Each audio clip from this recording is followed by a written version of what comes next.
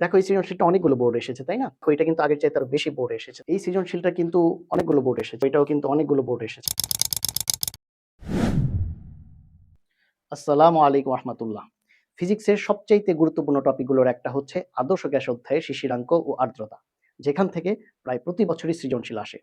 এই টপিকটা উপর থেকে দেখে খুব সহজ মনে হলেও রিসেন্ট বোর্ডে কিন্তু বেশ কিছু ঝামেলার প্রশ্ন এসেছে। আজকের ক্লাসে আমরা ইনশাআল্লাহ এই টপিক থেকে আসা সব ধরনের সৃজনশীল সলভ করব। যেন ইনশাআল্লাহ এক সেট কমন ফেলতে পারি। আচ্ছা, বায়ুতে তো জলীয় বাষ্প আছে, তাই না? বায়ুর আর্দ্রতা বলতে মূলত বায়ুতে এই জলীয় বাষ্পের পরিমাণকেই বোঝায়। তো বায়ুর এই আর্দ্রতা পরিমাপের জন্য একটা যন্ত্র আছে যাকে আমরা বলি আর্দ্রতা মাপক যন্ত্র বা হাইগ্রোমিটার। এই যে দেখো যন্ত্রটা, এখানে মূলত দুইটা থার্মোমিটার থাকে। এই দুইটা থার্মোমিটারের মধ্যে একটা হচ্ছে শুষ্ক বাল্ব থার্মোমিটার, আরেকটা হচ্ছে সিক্ত বা আর্দ্র বাল্ব থার্মোমিটার। শুষ্ক বাল্ব থার্মোমিটার কোনটা? দেখো এই যে থার্মোমিটারটা আছে এর এই মাথাটার সাথে বায়ু বা বাতাস ছাড়া অন্য কোনো কিছু এর সংস্পর্শে থাকে না। এর জন্যে এই থার্মোমিটারটার নাম হচ্ছে শুষ্ক বাল্ব থার্মোমিটার। আর যেহেতু বাতাস ছাড়া অন্য কোনো কিছুই এর টাচে থাকে না, এর কারণে এর যে তাপমাত্রা সেটা হবে বায়ুর বা বাতাসের তাপমাত্রা। তাহলে খেয়াল রেখো, শুষ্ক বাল্ব থার্মোমিটারের তাপমাত্রা হচ্ছে মূলত বায়ুর বা বাতাসের তাপমাত্রা। এই তাপমাত্রাকে আমরা θ1 দিয়ে প্রকাশ করি। আর এই পাশে খেয়াল করো, এই যে থার্মোমিটারটা আছে এই থার্মোমিটারের মাথায় দেখো একটা কাপড় পেঁচানো আছে, যে কাপড়টা পানিতে ডোবানো আছে। এই কারণে এই থার্মোমিটারের মাথাটা সবসময় সিক্ত বা ভেজা অবস্থায় থাকে। এর জন্য এই থার্মোমিটারকে আমরা বলি সিক্ত বা আর্দ্র বাল্ব থার্মোমিটার। এই থার্মোমিটারের তাপমাত্রাকে θ2 ধরা হয়।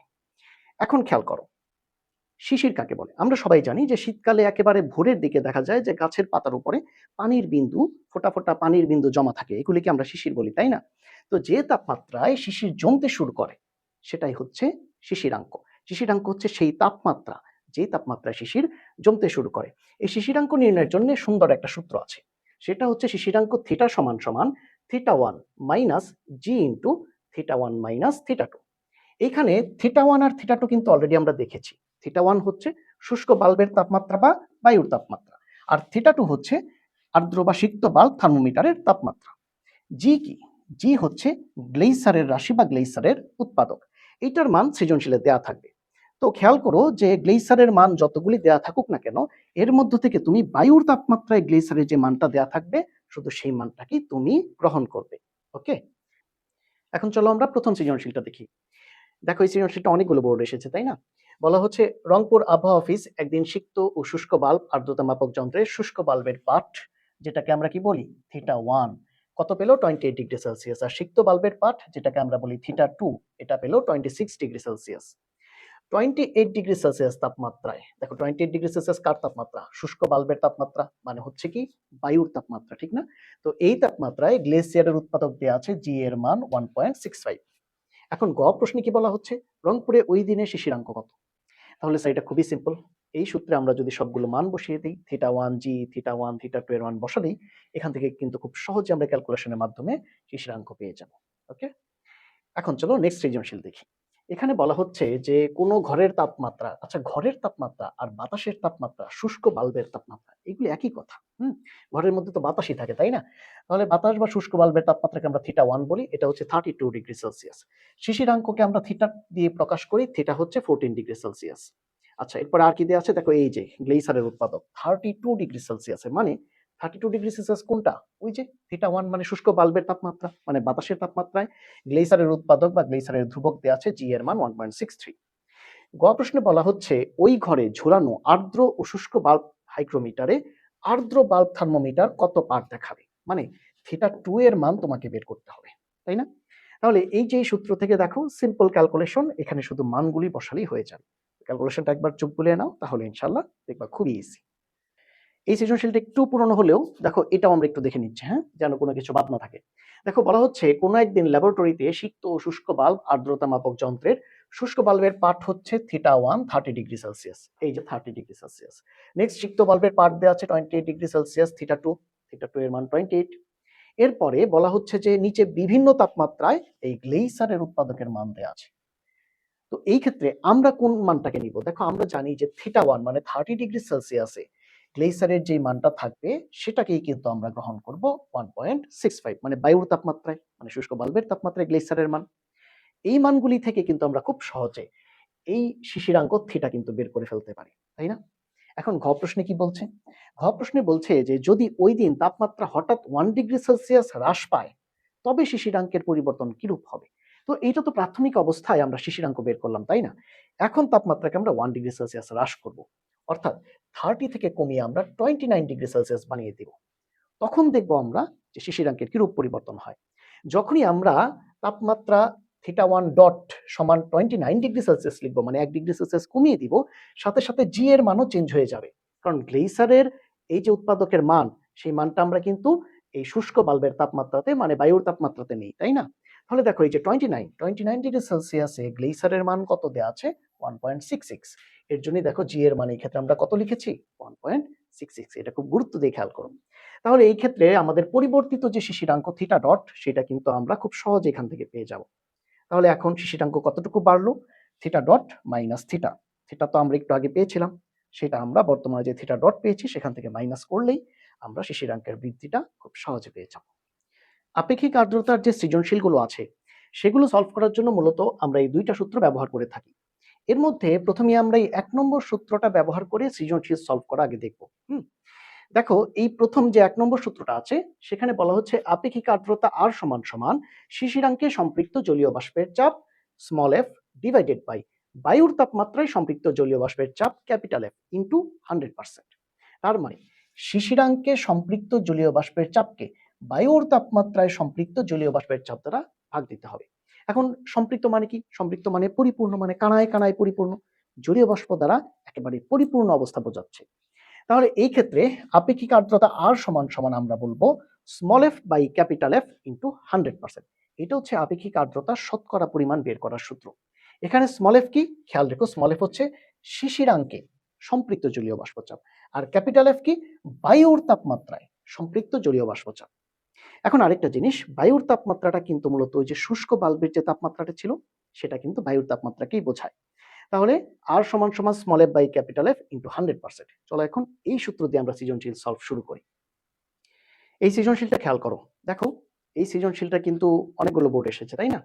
এখানে বলা হচ্ছে যে রংপুর আবহাওয়া অফিস একদিন সিক্ত শুষ্ক বাল্ব আর্দ্রতা মাপক যন্ত্রের শুষ্ক বাল্বের পাঠ 20 ডিগ্রি সেলসিয়াস এবং সিক্ত বাল্বের পাঠ 26 ডিগ্রি সেলসিয়াস পেল। 28 ডিগ্রি সেলসিয়াস তাপমাত্রায় গ্লেসিয়ারের উৎপাদক দেওয়া আছে।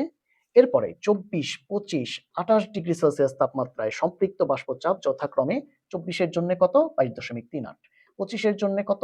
24.21, 28-এর জন্য কত? 27.78 মিলিমিটার পারদচাপ মার্কিউরিক প্রেসার। এখন বলা হচ্ছে যে ওই দিন বরিশালের আপেক্ষিক আর্দ্রতাও ছিল 65%। এটা হচ্ছে বরিশালেরটা। এখন গ প্রশ্নটা কিন্তু আমরা অলরেডি করে ফেলেছি 1 নম্বর সৃজনশীলে, এবং এই গ প্রশ্নে ওই যে রংপুরের শিশিরাঙ্ক কত এটা জানতে চেয়েছে। তো আমরা কিন্তু 1 নম্বর সৃজনশীল এই মানটাও বের করে এসেছি 24.7 ডিগ্রি সেলসিয়াস। এটা ছিল রংপুরের শিশিরাঙ্ক। আমাদের টার্গেট হচ্ছে এখন ঘ প্রশ্নটা সলভ করা। ঘ প্রশ্ন হচ্ছে রংপুর ও বরিশালের মধ্যে কোথায় ভিজা কাপড় তাড়াতাড়ি শুকাবে? আচ্ছা খেয়াল করো, ভেজা কাপড় বা শরীরের ঘাম তাড়াতাড়ি শুকানোর শর্ত হচ্ছে আপেক্ষিক আর্দ্রতা কম থাকতে হবে। কারণ আপেক্ষিক আর্দ্রতা কি? বাতাসের জলীয় বাষ্পের পরিমাণ। তো বাতাসে যদি জলীয় বাষ্পের পরিমাণ কম থাকে তখনই তো বাতাস খুব তাড়াতাড়ি এই ভেজা কাপড় থেকে পানি শোষণ করে নিয়ে যেতে পারবে, ঠিক না? তো খেয়াল করো এই যে শর্তটা, এই শর্তটা আমাদের মনে থাকতে হবে। এখন আমরা যদি বরিশালের আর রংপুরের আপেক্ষিক আর্দ্রতার মান জানতে পারি তাহলেই তো আমরা দুইটাকে তুলনা করেই বলতে পারবো যে কোথায় কাপড়টা তাড়াতাড়ি শুকাবে। তো বরিশালের আপেক্ষিক আর্দ্রতা দেওয়া আছে 65%, রংপুরেরটা আমাদের জানতে হবে। আপেক্ষিক আর্দ্রতার সূত্র হচ্ছে capital R equal small F by capital F into 100%, যেখানে স্মল এফ কি? শিশিরাঙ্কে সম্পৃক্ত জলীয় বাষ্পচাপ, ক্যাপিটাল এফ কি? বায়ুর তাপমাত্রায় সম্পৃক্ত জলীয় বাষ্পচাপ। তাহলে আগে আমরা স্মল এফ বের করি। আচ্ছা, স্মল এফ শিশিরাঙ্কে সম্পৃক্ত জলীয় বাষ্পের চাপ।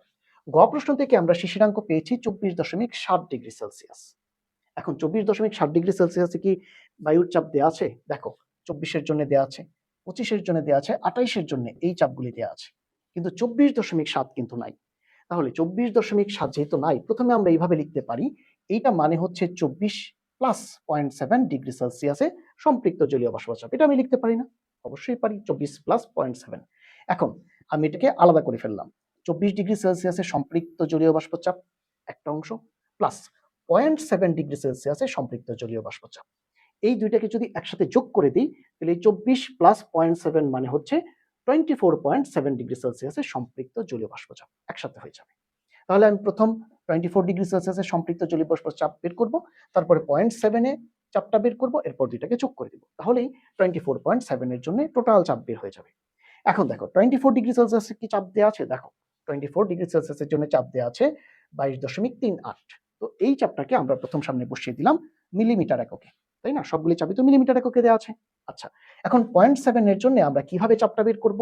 স্যার এক্ষেত্রে খেয়াল করব যে আমাদের শিশিরাঙ্কটা 24.7, এই শিশিরাঙ্কটা কার কার মাঝখানে আছে দেখো তো, 24, 25, 28, এই তিনটা টেম্পারেচারের মধ্যে কাদের মাঝখানে বা কাদের কাছাকাছি এই মানটা আছে? অবশ্যই আমরা বলবো 24 আর 25-এর কাছাকাছি, বা 24 আর 25-এর মাঝখানেই তো 24.7 আছে, তাই না?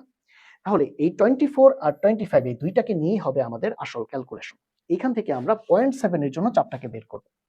তো এই ক্ষেত্রে একটা শর্টকাট আছে, শর্টকাটটা খেয়াল করো, তাহলে সৃজনশীল খুব ইজি হবে। শর্টকাটটা কি?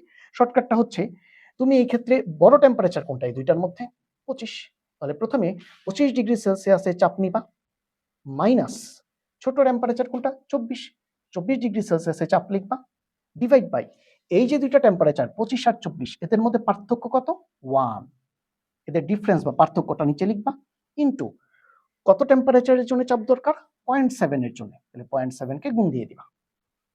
তাহলে আবারও খেয়াল করো, প্রথমে আমরা কি করব? প্রথমে আমরা খেয়াল করব যে এই যে 24.7 এটা কার কার মাঝখানে আছে? 24 আর 25-এর মাঝখানে আছে। তাহলে প্রথমে বড় যেটা আছে 25, সেইটার জন্য আগে চাপ লিখবা 25 ডিগ্রি সেলসিয়াসের চাপ, তারপরে ছোট যেটা আছে সেটার জন্য চাপ লিখবা মাইনাস 24 ডিগ্রি সেলসিয়াসের চাপ, ডিভাইড বাই এই দুইটা টেম্পারেচারের পার্থক্য 24 আর 25-এর পার্থক্য হচ্ছে 1, ইনটু কতর জন্য চাপ বের করতে হবে? 0.7 ডিগ্রি সেলসিয়াসের জন্য, তাহলে ইনটু হবে 0.7। তাহলেই আমরা 0.7 ডিগ্রি সেলসিয়াসের জন্য কতটুকু চাপ, সেই চাপটা বের করতে পারবো। এই যে শর্টকাটটা, এই শর্টকাটটা আসলে কিন্তু এইরকম একটা ঐকিক নিয়ম থেকে এসেছে, খুবই সহজ ঐকিক নিয়ম। তো আমরা সময় স্বল্পতার কারণে ঐকিক নিয়ম এখন দেখাতে পারছি না। যদি কারো ইচ্ছা হয় তুমি ভিডিওটা এই জায়গায় পজ করে একটু দেখে নাও, আশা করি বুঝতে পারবা। আর না হলে বেসিক ক্লাসে তো ইনশাআল্লাহ আমরা বুঝবো এটা, ঠিক আছে? এখন আমরা সৃজনশীল সলভের দিকে মনোযোগ দিই। দেখো খেয়াল করো, তাহলে 25 ডিগ্রি সেলসিয়াসে চাপ কত? 24.21, ওই যে ওইখান থেকে আমরা নিলাম। আর 24 ডিগ্রি সেলসিয়াসের চাপ কত? 22.38। এই যে দেখো 24-এর চাপ হচ্ছে এইটা, 25-এর চাপ হচ্ছে এইটা, তাই না? এই দুইটা লিখলাম আমরা। তাহলে এখান থেকে ক্যালকুলেশন করলেই সিম্পলি আমরা এই যে দেখো এই মানটা পেয়ে যাব। এইটা কি? এইটা হচ্ছে স্মল এফ, মানে শিশিরাঙ্কে, মানে 24.7 ডিগ্রি সেলসিয়াসে সম্পৃক্ত জলীয় বাষ্পচাপ। তাহলে আল্লাহর রহমতে স্মল এফ বের হয়ে গেল। এখন আমরা স্মল এফ পেয়ে গেলাম, ক্যাপিটাল এফ বের করবো। ক্যাপিটাল এফ কি? বায়ুর তাপমাত্রায় বা শুষ্ক বাল্বের তাপমাত্রায় সম্পৃক্ত জলীয় বাষ্পচাপ। তো বায়ুর তাপমাত্রা এখানে কত? এই যে দেখো শুষ্ক বাল্বের পাঠ 28 ডিগ্রি সেলসিয়াস দেয়া, এটাই তো বায়ুর তাপমাত্রা, তাই না? তাহলে 28 ডিগ্রি সেলসিয়াসে আমরা চাপটা বের করব। দেখো এই যে 28 ডিগ্রি সেলসিয়াসের চাপ হচ্ছে এইটা, 27.78 মিলিমিটার। এই যে দেখো, এখন আমরা small F R capital F এর মান যদি বসিয়ে দিই, 100% এর সাথে গুণ করি, তাহলে এখান থেকে রংপুরের আপেক্ষিক আর্দ্রতা বের হয়ে যাবে। এখন বরিশালের আপেক্ষিক আর্দ্রতা রংপুরের আপেক্ষিক আর্দ্রতার মধ্যে আমরা তুলনা করব। বরিশালেরটা তো আগেই দেওয়া ছিল, তাই না? তো দুইটার মধ্যে তুলনা করলে যেহেতু বরিশালের আপেক্ষিক আর্দ্রতা কম, তাই বরিশালে একটা ভেজা কাপড় তাড়াতাড়ি শুকাবে, শরীরের ঘামও তাড়াতাড়ি শুকাবে। ওকে, তাহলে এখন আমরা এই সৃজনশীলটা দেখি। দেখো এটা কিন্তু আগের চাইতে আরো বেশি বোর্ডে এসেছে, তাই না? এখানে কি বলা হচ্ছে?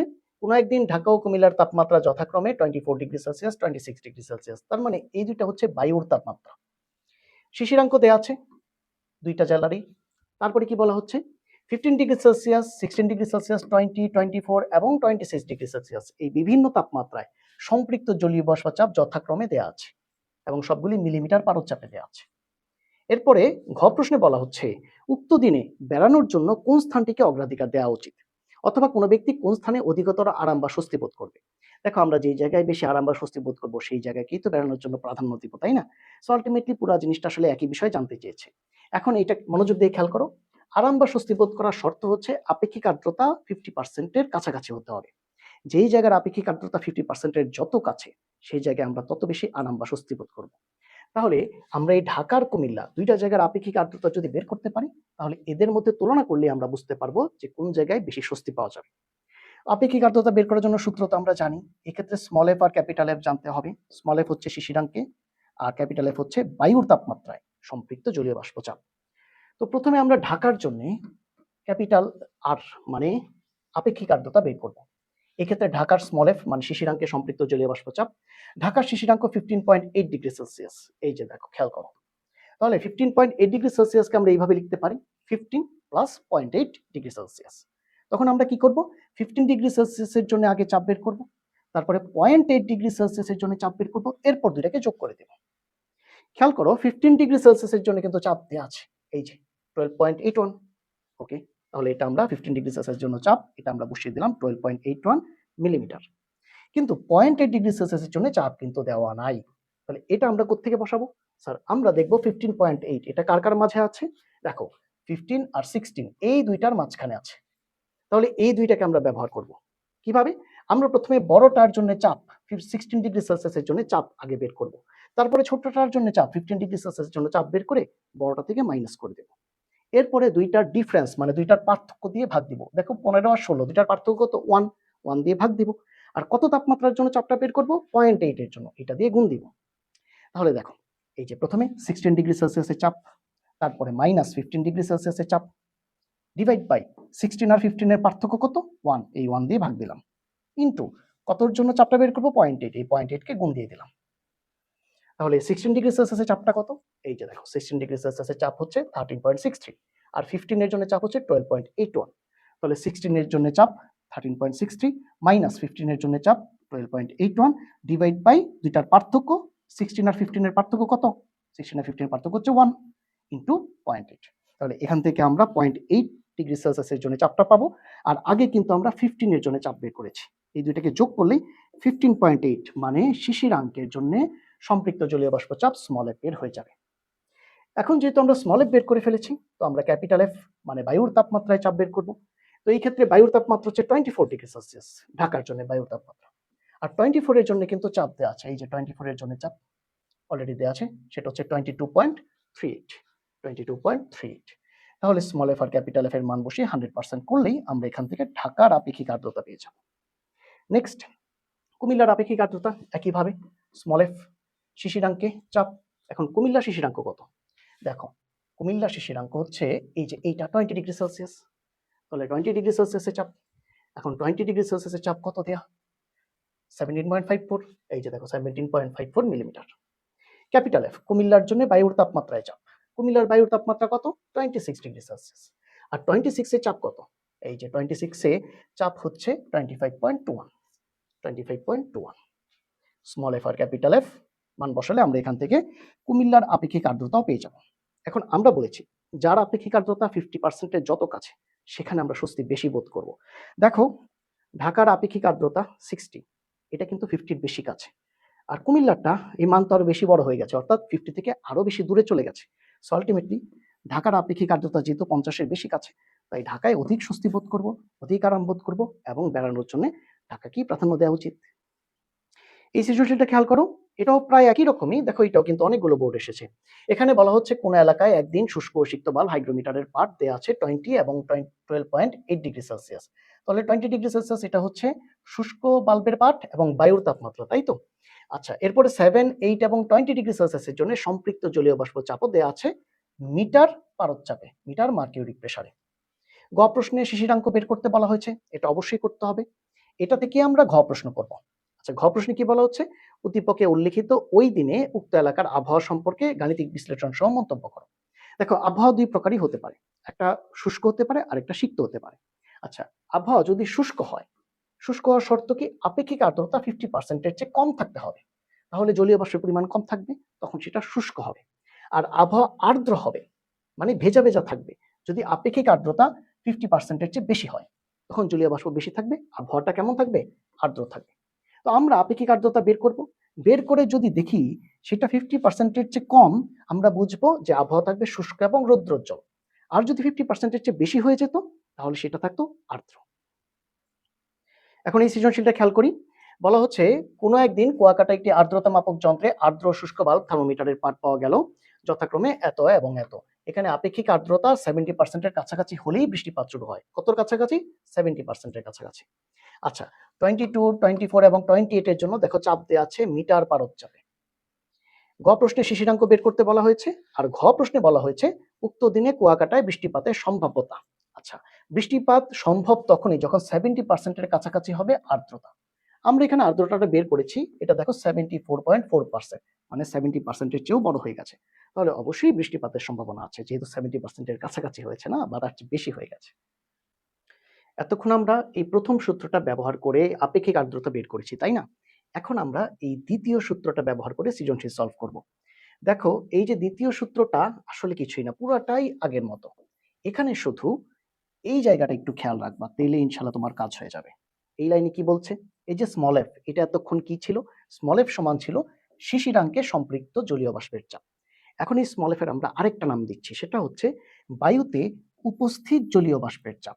অর্থাৎ এই মুহূর্তে কোন স্থানের বায়ুতে যেই পরিমাণ জলীয় বাষ্প আছে তার চাপই হচ্ছে স্মল এফ। তাহলে স্মল এফ বলতে দুইটা জিনিসকেই বোঝাচ্ছে, একটা হচ্ছে শিশিরাঙ্কে সম্পৃক্ত জলীয় বাষ্পের চাপ, আরেকটা হচ্ছে বায়ুতে উপস্থিত জলীয় বাষ্পের চাপ। এই জিনিসটা খুব ভালোভাবে খেয়াল রেখো, তাহলে আমরা ইনশাল্লাহ এখন যে সৃজনশীলগুলো করব এগুলো ইনশাল্লাহ ক্লিয়ার হয়ে যাবে। এই সৃজনশীলটা খেয়াল করো, এখানে বলা হচ্ছে কোনো একদিন আবহাওয়া রিপোর্টে বরিশালের শিশিরাঙ্ক 15.5 ডিগ্রি সেলসিয়াস, বায়ুর তাপমাত্রা 25 ডিগ্রি সেলসিয়াস, 15, 16 এবং 25 ডিগ্রি সেলসিয়াসে সম্পৃক্ত জলীয় বাষ্প চাপগুলো দেওয়া আছে। উক্ত দিনে কুয়াকাটার তাপমাত্রা একই থাকা সত্ত্বেও অস্বস্তিকর ছিল। এই লাইনটা খুব ইম্পর্টেন্ট। এরপরে দেখো, ঘ প্রশ্নে বলা হচ্ছে বরিশাল ও কুয়াকাটার কোথায় শিশির ও কুয়াশা সৃষ্টির সম্ভাবনা বেশি তা কারণ সহ ব্যাখ্যা করো। খেয়াল করো, এই যে পয়েন্টটা খুব মনোযোগ দিয়ে খেয়াল করো। যদি বাতাসে উপস্থিত জলীয় বাষ্পের পরিমাণ বেশি হয়ে যায়, তখন শিশির ও কুয়াশা সৃষ্টির সম্ভাবনাও বেশি হয়। তাহলে আমরা যদি এই কুয়াকাটা এবং বরিশাল দুইটা জায়গাতেই বাতাসে উপস্থিত জলীয় বাষ্পের পরিমাণ বা চাপ স্মল এফ বের করতে পারি, তখন তুলনা করলে যারটা বেশি হবে তারই শিশির ও কুয়াশা সৃষ্টির সম্ভাবনা বেশি হবে। খুবই স্বাভাবিক। তাহলে এখন আমরা কি করব? আমরা কুয়াকাটার ক্ষেত্রে আপেক্ষিক আর্দ্রতা যদি আর কে ধরি, আর কে সমান লিখবো small F K by capital F K into 100%। একইভাবে বরিশালের ক্ষেত্রে যদি আপেক্ষিক আর্দ্রতাকে আর বি ধরি, সমান লিখবো small F B by capital F B into 100%। এখন এই লাইনটা মনোযোগ দিয়ে খেয়াল করো, কুয়াকাটার তাপমাত্রা একই থাকা সত্ত্বেও অস্বস্তিকর ছিল।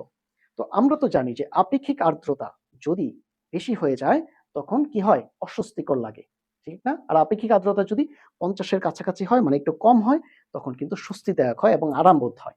যেহেতু কুয়াকাটা অস্বস্তিকর ছিল, তাহলে আমরা বলতে পারি যে কুয়াকাটার আপেক্ষিক আর্দ্রতাটা বরিশালের চাইতে কি হবে? গ্রেটার দেন হবে, মানে বেশি হবে। তাহলে আমরা লিখতে পারি small F K by capital F K small F B by capital F B এর চাইতে বড় হবে। এখন খেয়াল করো, বলা হচ্ছে যে এই ক্ষেত্রে কুয়াকাটার তাপমাত্রা একই থাকা সত্ত্বেও, মানে কুয়াকাটার তাপমাত্রা বরিশালের একই ছিল, দুইটার তাপমাত্রা একই ছিল। দেখো, প্রথমেই বলা আছে বায়ুর তাপমাত্রা 25 ডিগ্রি সেলসিয়াস, তার মানে দুইটা জায়গার বায়ুর তাপমাত্রাই 25 ডিগ্রি সেলসিয়াস। এখন তাপমাত্রা যদি সেম হয়, তাহলে এই 25 ডিগ্রি সেলসিয়াসে দেখো বায়ুর চাপও তো সেম, সম্পৃক্ত জলীয় বাষ্প চাপও সেম। তার মানে আমরা বলতে পারি যে এই যে এফ কে এবং এফ বি তাপমাত্রা সেম হওয়ার কারণে কিন্তু এই দুইটার সম্পৃক্ত জলীয় বাষ্প চাপও সেম হয়ে যাবে। তাহলে আমরা এখান থেকে দেখতে পাচ্ছি যদি এই দুইটা সমান হয়ে যায়, তাহলে small F k greater than হবে স্মল এফ বি। অর্থাৎ কুয়াকাটার বায়ুতে উপস্থিত জলীয় বাষ্পের পরিমাণটা বেশি হবে, আর সেই কারণেই কুয়াকাটায় শিশির ও কুয়াশা সৃষ্টির সম্ভাবনা কি হবে? বেশি হবে। এই সৃজনশীলটা খেয়াল করো, এখানে বলা হচ্ছে কোনো ঘরের তাপমাত্রা 32 ডিগ্রি সেলসিয়াস, শিশিরাঙ্ক 14 ডিগ্রি সেলসিয়াস, আপেক্ষিক আর্দ্রতা 48%।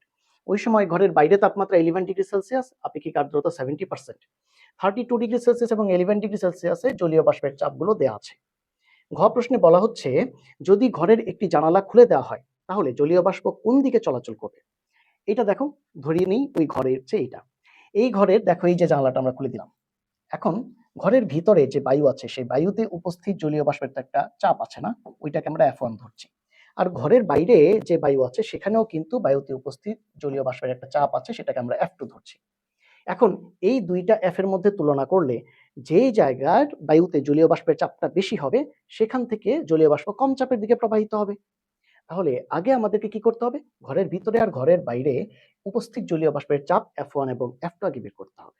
তারপরে আমরা জলীয় বাষ্পের চলাচলের দিকটা বুঝতে পারবো। তাহলে দেখো, প্রথমেই ঘরের ভিতরে আমরা জলীয় বাষ্পের চাপ বের করব। ঘরের ভিতরে দেখো তাপমাত্রা দেওয়া আছে 32 ডিগ্রি সেলসিয়াস, শিশিরাঙ্ক 14 ডিগ্রি সেলসিয়াস, আপেক্ষিক আর্দ্রতা 48%। তো ঘরের ভিতরে বায়ুর তাপমাত্রা 32 ডিগ্রি সেলসিয়াস। এখন 32 ডিগ্রি সেলসিয়াসে এই যে দেখো সম্পৃক্ত জলীয় বাষ্প চাপ হচ্ছে 33.6 মিলিমিটার। তাহলে এটাকে আমরা ধরে নিচ্ছি F1, 33.6 মিলিমিটার পারদ চাপ। এক্ষেত্রে আপেক্ষিক আর্দ্রতা 48%।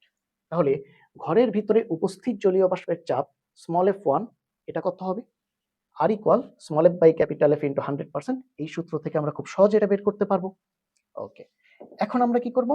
ঘরের বাইরে দেখো বায়ুর তাপমাত্রা 11 ডিগ্রি সেলসিয়াস, আর 11 ডিগ্রি সেলসিয়াসে কিন্তু এই যে চাপটা দেওয়া আছে, তাহলে এই ক্ষেত্রে আমরা এটাকে F2 ধরে নিব, এবং F2 হচ্ছে 11 ডিগ্রি সেলসিয়াসের চাপ, এবং এই ক্ষেত্রে আপেক্ষিক আর্দ্রতা 70%, এটাকে আমরা R2 ধরে নিলাম।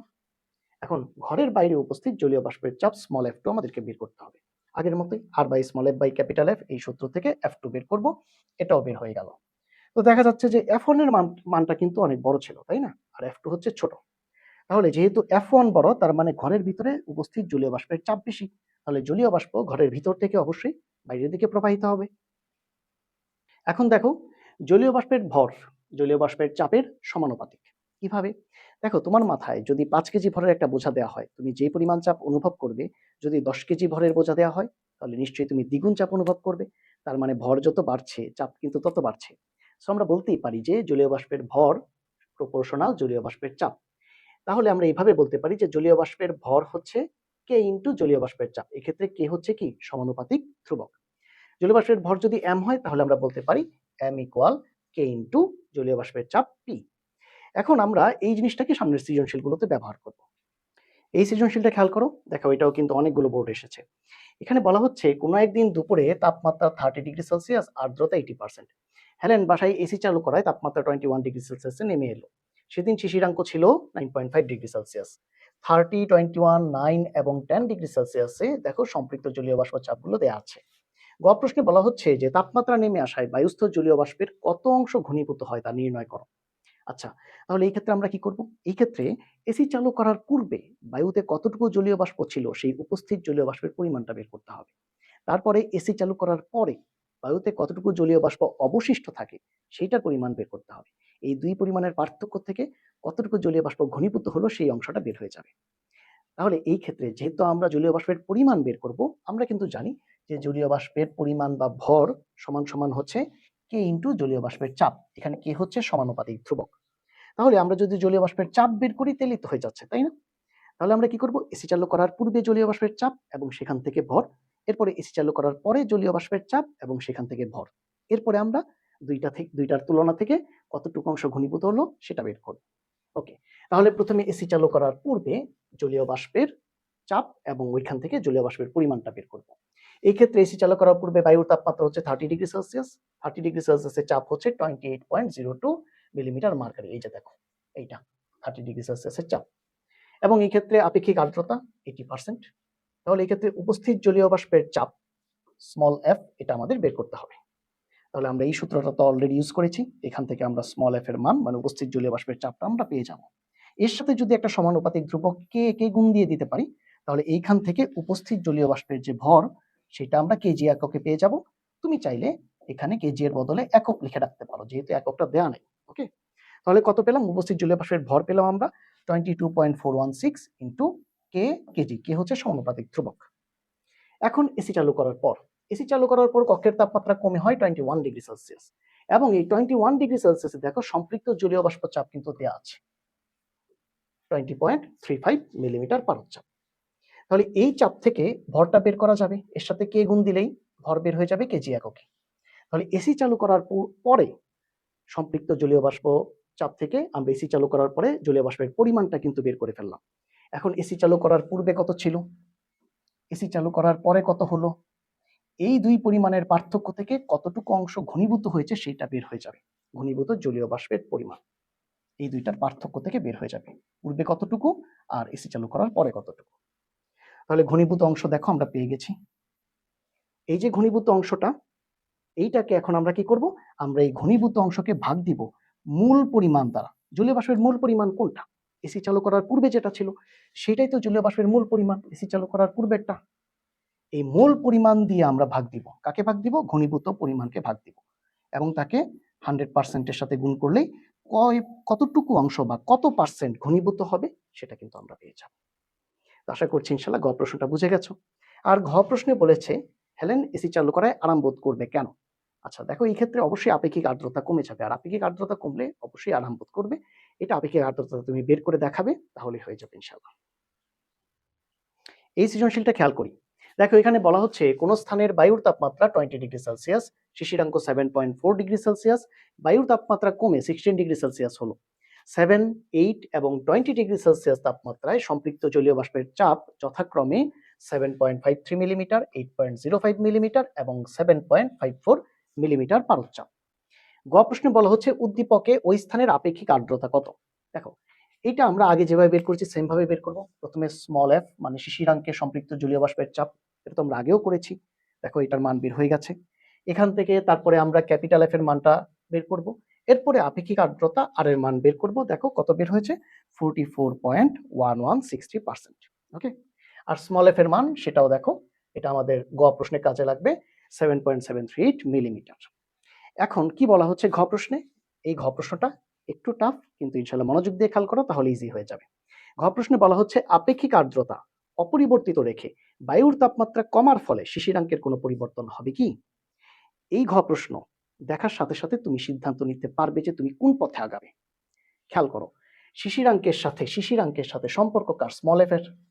যদি স্মল এফ মানে শিশিরাঙ্কে সম্পৃক্ত জলীয় বাষ্পের যে চাপ আছে, এই স্মল এফটা যদি পরিবর্তিত হয়ে যায় তাহলে শিশিরাঙ্ক চেঞ্জ হয়ে যাবে। তার মানে আমরা কি করব, আমরা স্মল এফটা পরিবর্তিত হলো কিনা সেটা টেস্ট করব। তাহলে এই ক্ষেত্রে ঘ প্রশ্নে আমরা দুইটা কাজ করব। একটা হচ্ছে বায়ুর তাপমাত্রাটা কমার পূর্বে প্রাথমিক অবস্থায় স্মল এফ এর মান, এটা তো আমরা অলরেডি বের করে ফেলেছি, গ প্রশ্ন থেকে এটা আমরা বসাবো। আর বায়ুর তাপমাত্রা কমে 16 ডিগ্রি সেলসিয়াস হওয়ার পরে স্মল এফ এর মান, এই দুইটা মানকে কম্পেয়ার করব। তাহলে খেয়াল করো, প্রথমে প্রাথমিক অবস্থায় স্মল এফ এর মানটা আমরা লিখে ফেললাম, এটা আমরা গ প্রশ্ন থেকে পেয়ে গেছি। এখন আমরা পরিবর্তিত অবস্থায় স্মল এফ এর মানটা বের করব। তো পরিবর্তিত অবস্থায় আমরা small F K F dot ধরে নিচ্ছি, এটা আমাদেরকে বের করতে হবে। আর ক্যাপিটাল এফ ডট এইটা হবে পরিবর্তিত অবস্থায়। দেখো তাপমাত্রা কমে কত হয়েছিল, 16 ডিগ্রি সেলসিয়াস। এই 16 ডিগ্রি সেলসিয়াসে সম্পৃক্ত জলীয় বাষ্পের চাপটা কত সেটাও আমাদের লাগবে। আর এই ক্ষেত্রে আপেক্ষিক আর্দ্রতা, এটা কিন্তু বলে দেওয়া হয়েছে যে আর্দ্রতা অপরিবর্তিত রেখে। তাহলে দেখো আর এর মানটা কিন্তু আগের মতোই থাকবে, এটা কখনো চেঞ্জ হবে না, আগের মতো এটা। তাহলে আমাদেরকে এখন কি করতে হবে, প্রথমে এই ক্যাপিটাল এফ ডটের মানটা বের করতে হবে। সেখান থেকে আমরা স্মল এফ ডটের মান বের করতে পারবো, কারণ আর এর মান আমাদের জানা আছে। তারপরে আমরা এই এফ ডট আর এফ এর মধ্যে তুলনা করে দেখবো যে কোনো চেঞ্জ হলো কিনা। যদি একই থাকে তাহলে স্যার শিশিরাঙ্ক সেম থাকবে, যদি এফ আর এফ ডট ভিন্ন হয়ে যায় তাহলে শিশিরাঙ্ক চেঞ্জ হয়ে যাবে। আচ্ছা খেয়াল করো, তাহলে প্রথমে আমরা কি করব, আমরা ক্যাপিটাল এফ ডট বের করব। ক্যাপিটাল এফ ডট কত, 16 ডিগ্রি সেলসিয়াসে সম্পৃক্ত জলীয় বাষ্পের চাপ, এটা হচ্ছে পরিবর্তিত অবস্থা, তাই না। তো 16 ডিগ্রি সেলসিয়াস দেখো তো এখানে আছে কিনা, এখানে 7, 8 এবং 20 ডিগ্রি সেলসিয়াসে সম্পৃক্ত জলীয় বাষ্পের চাপ দেওয়া আছে। 16 কিন্তু নাই, 8 আছে। তাহলে আমরা এক কাজ করতে পারি, 16 এর জায়গায় আমরা দুইটা 8 লিখে ফেলতে পারি। 8 ডিগ্রি সেলসিয়াসে সম্পৃক্ত জলীয় বাষ্প চাপ প্লাস 8 ডিগ্রি সেলসিয়াসে সম্পৃক্ত জলীয় বাষ্প চাপ। এক্ষেত্রে খেয়াল করো, খুবই ইম্পর্টেন্ট পয়েন্ট এখন আমরা আসছি। 8 ডিগ্রি সেলসিয়াসে সম্পৃক্ত জলীয় বাষ্প চাপ, এটা কিন্তু ওই মান থেকে সরাসরি বসিয়ে দিতে পারবে, এই যে এটা 8.05 মিলিমিটার। কিন্তু এইটার মান সরাসরি বসাতে পারবে না, কারণ এই পাশে যেটা থাকে না, এইটা আমরা কি করতাম, এই যে শর্টকাটটা ইউজ করে আমরা বসাতাম না, দুইটা টেম্পারেচারের অ্যাভারেজ থেকে বা গড় থেকে এটা বসাতে হয়, যেই দুইটার মাঝখানে টেম্পারেচারটা পড়বে। যেমন এই যে 16 ডিগ্রি সেলসিয়াস, এই টেম্পারেচারটা কোন দুইটার মাঝখানে পড়ে, অবশ্যই 8 এবং 20 এই দুইটার মাঝখানে পড়ে। তাহলে এই দুইটা থেকে ক্যালকুলেশন করে আমাদেরকে এই 8 ডিগ্রি সেলসিয়াসের মানটা বের করতে হবে। আবারও খেয়াল করো, এই পাশে যেটা আছে সেটার মান তো তুমি অলরেডি জানোই, চার্ট থেকে জেনে ফেলেছো, এখান থেকে উদ্দীপক থেকে। কিন্তু এই পাশে যেটা থাকবে সেটা সবসময় তুমি যেই দুইটা টেম্পারেচারের মাঝখানে এই 16টা পড়বে সেই দুইটা থেকে নিবে। কোন দুইটা, 8 এবং 20, এই দুইটার মাঝখানে তো 16 পড়ে। তাহলে এই দুইটা ক্যালকুলেশন করে তুমি এই 8 ডিগ্রি সেলসিয়াস জন্য সম্পৃক্ত জলীয় বাষ্প চাপ বের করবে। আমরা কিভাবে করব, আমরা প্রথমে বড় টেম্পারেচার যেটা 20 ডিগ্রি সেলসিয়াস সেটাতে আমরা চাপ বের করব, মাইনাস ছোট যেটা ওই 8 ডিগ্রি সেলসিয়াস সেটাতে আমরা চাপ বের করব। এই দুই চাপের পার্থক্য নিব আগে, তারপরে 20 এবং 8 এর মধ্যে পার্থক্য কত, 12, এই দুই টেম্পারেচারের পার্থক্য দিয়ে ভাগ দিব, ইনটু কতর জন্য চাপটা বের করছি, 8 ডিগ্রির জন্য, তাহলে 8 দিয়ে গুণ দিব। তাহলে 20 এর চাপ 17.54 মাইনাস 8 ডিগ্রি সেলসিয়াসের চাপ 8.05, 20 আর 8 এর মধ্যে পার্থক্য কত, 12 দিয়ে ভাগ ইনটু 8, এখানে 12 দিয়ে ভাগ হবে। তাহলে এখান থেকে ক্যালকুলেশন করলে আমরা ইনশাআল্লাহ এই যে ক্যাপিটাল এফ ডট এটা কিন্তু পেয়ে যাব, পরিবর্তিত অবস্থায় এফ ডটটা পেয়ে গেলাম। এখন আমরা এখান থেকে আপেক্ষিক আর্দ্রতা পেয়ে যাব, R equal small F dot by capital F dot. খেয়াল রেখো আর এর মান কিন্তু আগের মতোই থাকবে, এই যে বলা হয়েছে আপেক্ষিক আর্দ্রতা অপরিবর্তিত রেখে। তাহলে এই ক্ষেত্রে স্মল এফ ডট এখন আমরা খুব সহজে ক্যালকুলেশন করলে আমরা বের করতে পারবো। তো এই যে স্মল এফ ডট এইটা এবং স্মল এফ এর যে মান ছিল 7.738, দেখো এই দুইটা কিন্তু এক না, এই দুইটা কিন্তু ভিন্ন হয়ে গেছে। তাহলে আমরা বলতেই পারি যে শিশিরাঙ্ক কি হবে, পরিবর্তিত হবে। এই সৃজনশীলটা খেয়াল করো, এখানে বলা হচ্ছে কোনো একটি পরীক্ষণে খাগড়াছড়িতে বায়ুর তাপমাত্রা 28 ডিগ্রি সেলসিয়াস এবং শিশিরাঙ্ক 7.8 ডিগ্রি সেলসিয়াস পাওয়া গেল। হঠাৎ শৈত্য প্রবাহের ফলে ওই স্থানের তাপমাত্রা কমে 14 ডিগ্রি সেলসিয়াস হলো। 7 ডিগ্রি সেলসিয়াস, 8 ডিগ্রি সেলসিয়াস এবং 28 ডিগ্রি সেলসিয়াসে দেখো সম্পৃক্ত জলীয় বাষ্প চাপগুলি দেওয়া আছে। গ প্রশ্নে বলা হচ্ছে খাগড়াছড়ির আপেক্ষিক আর্দ্রতা নির্ণয় করো। আচ্ছা, এইটা তো আমরা নিজেরা করতেই পারবো, তাই না? এখান থেকে এই গ প্রশ্ন থেকে কিন্তু ওই স্মল এফ এর মানটা কিন্তু আমরা পেয়ে যাব। এটা হচ্ছে শিশিরাঙ্কে সম্পৃক্ত জলীয় বাষ্প চাপ, এটা কিন্তু পাওয়া যাবে 7.942 মিলিমিটার গ হতে। ঘ প্রশ্নে কি চেয়েছে, তাপমাত্রার পরিবর্তনে উক্ত স্থানে আবদ্ধ বায়ুর শিশিরাঙ্ক একই থাকবে কিনা। এই যে খেয়াল করো, আবদ্ধ শব্দটা খেয়াল রেখো। এখন খেয়াল করো, আমরা জানি শিশিরাঙ্ক সেম থাকবে যদি প্রাথমিক অবস্থার এফ এবং পরিবর্তিত অবস্থার এফ ডট দুইটা যদি সেম হয়। এখন পরিবর্তিত অবস্থার এফ ডট এটা হচ্ছে শিশিরাঙ্কের সম্পৃক্ত জলীয় বাষ্পের চাপ, এটা বলতে পারো। আবার এই এফ এর পরিচয় কি, সেটা হচ্ছে বায়ুতে উপস্থিত জলীয় বাষ্পের পরিমাণ, তাই না? এটা তো এফ এর আরেকটা পরিচয়। এখন যেহেতু জায়গাটা আবদ্ধ, বায়ু যেহেতু আবদ্ধ, আবদ্ধ স্থান থেকে কি কোনো জলীয় বাষ্প বাইরে যেতে পারবে? না, অবশ্যই না। আবদ্ধ স্থানে শুরুতে যে পরিমাণ জলীয় বাষ্প ছিল শেষেও কিন্তু ঠিক সমপরিমাণই থাকবে। সুতরাং আবদ্ধ স্থান বলে শুরুতে যে এফ এর মান ছিল, এফ ডটের মান দুইটা কিন্তু সেমই হবে, অর্থাৎ জলীয় বাষ্প আগে যা ছিল পরে তাই থাকবে। এর কারণে শিশিরাঙ্ক একই থাকবে। ওকে, তাহলে একটা জিনিস খুব মনোযোগ দিয়ে খেয়াল করো, যদি প্রশ্নে কখনো আবদ্ধ বায়ু আসে তখনই বুঝবা যে শিশিরাঙ্ক সেম হবে। আলহামদুলিল্লাহ, আশা করছি ক্লাসটা তোমাদের কাছে ক্লিয়ার হয়েছে। ক্লাসটি কেমন লাগলো কমেন্ট করে জানাও, ফ্রেন্ড এবং জুনিয়রদের মাঝে শেয়ার করো। ফিজিক্স, কেমিস্ট্রি এবং হায়ার ম্যাথের এরকম আরো গুরুত্বপূর্ণ ক্লাস খুবই দ্রুত আমাদের চ্যানেলে চলে আসবে, তাই আমাদের সাথে যুক্ত থাকো। আসসালামু আলাইকুম রহমতুল্লাহ।